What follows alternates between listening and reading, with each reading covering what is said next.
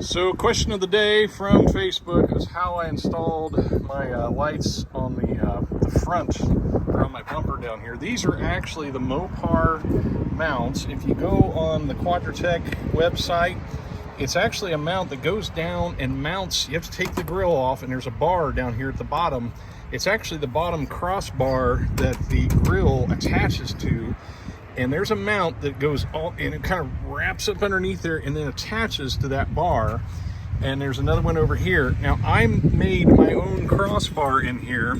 I just got a piece of steel from Lowe's, drilled a couple holes so it would mount to those mounts, and then I just bridged between them, and I had that piece powder coated at a local powder coat shop.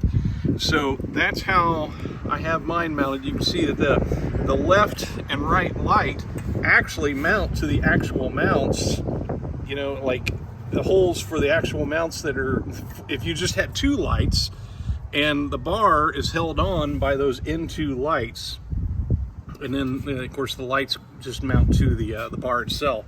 So I don't know if I can get a good clean shot of that, of how that works, but that's what that looks like.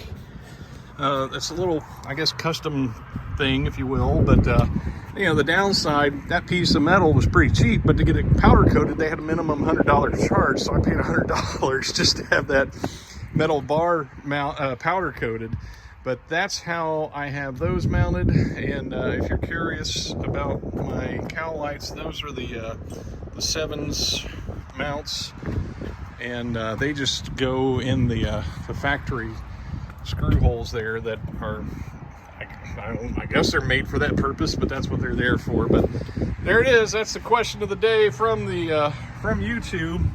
If somebody was curious about that, if you go on the Quadratec site, and I think if you searched like bumper light mounts or light mount bumper or something like that, you'll find those Mopar mounts, and I'll try to go find the link for that and put it in the description of this video.